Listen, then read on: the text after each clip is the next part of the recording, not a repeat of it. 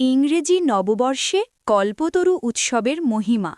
নবদ্বীপ রামকৃষ্ণ মিশনে যথাযথ মর্যাদায় উদযাপন হল কল্পতরু উৎসবের। অন্যান্য জায়গার পাশাপাশি নবদ্বীপ রামকৃষ্ণ মিশনেও যথাযথ ধর্মীয় মর্যাদা ও ভাবগম্ভীর পরিবেশে পালিত হল কল্পতরু উৎসব।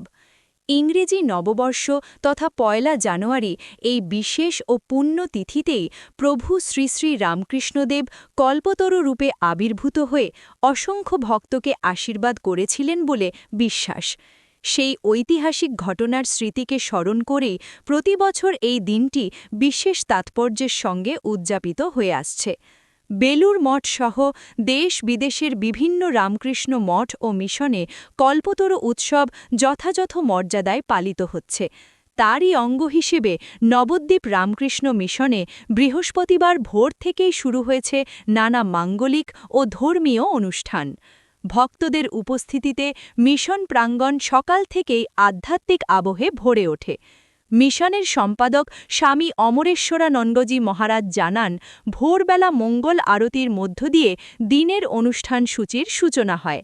এরপর বিশেষ পূজা, ভজন, কীর্তন, প্রার্থনা সভা ও ধর্মীয় আলোচনাসহ বিভিন্ন কর্মসূচির মাধ্যমে দিনভর এই কল্পতরু উৎসব উদযাপন করা হবে। তিনি আরও বলেন, নতুন বছরের প্রথম দিনেই কল্পতরু উৎসব পালনের মাধ্যমে ভক্তদের মধ্যে শান্তি, শুদ্ধতা ও মানব কল্যাণের বার্তা পৌঁছে দেওয়াই এই অনুষ্ঠানের মূল উদ্দেশ্য। কল্পতরু উৎসব উপলক্ষে নবদ্বীপ ও পার্শ্ববর্তী বহু এলাকা থেকে বহু ভক্ত ও অনুরাগীরা রামকৃষ্ণ মিশনে উপস্থিত হন। প্রভু রামকৃষ্ণ দেবের আদর্শ ও শিক্ষাকে হৃদয়ে ধারণ করে নতুন বছর শুরু করার প্রত্যয় নিয়েই ভক্তরা এই উৎসবে অংশগ্রহণ করেন। নববর্ষের শুভ লগ্নে কল্পতরু উৎসবকে কেন্দ্র করে নবদ্বীপ রামকৃষ্ণ মিশন চত্বর জুড়ে সৃষ্টি হয়েছে এক অনন্য আধ্যাত্মিক পরিবেশ, যা ভক্তদের মননে নতুন উদ্দীপনা ও আশার আলো জাগিয়ে তুলেছে।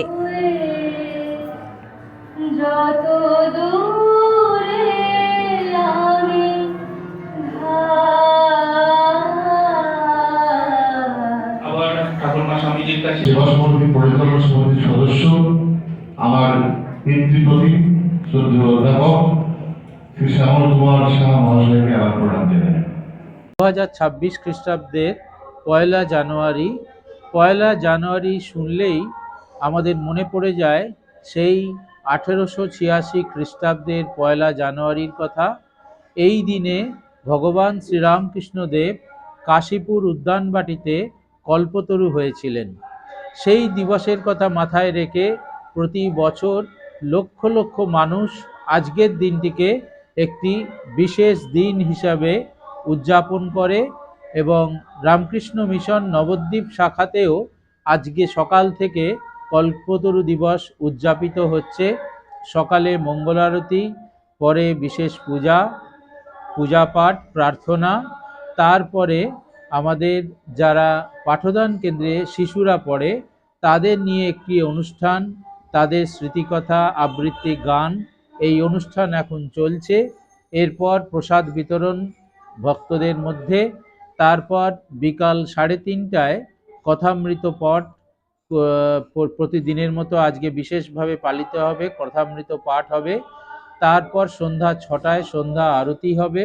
সন্ধ্যা আরতির পর একটি গীতি আলেখ্য হাওড়া শিবপুরের শ্যামা কালচারাল ইউনিট তাদের দ্বারা পরিবেশিত হবে, অবতার বরিষ্ঠ শ্রীরামকৃষ্ণ।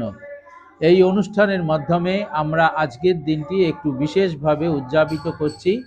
আজকের এই কল্পতরু দিবস একটি মহান দিবস, তার কারণ আজকের দিনেই ভগবান শ্রীরামকৃষ্ণ দেব 1886 খ্রিস্টাব্দের 1লা জানুয়ারি তিনি কল্পতরু হয়েছিলেন উদ্যানবাটিতে।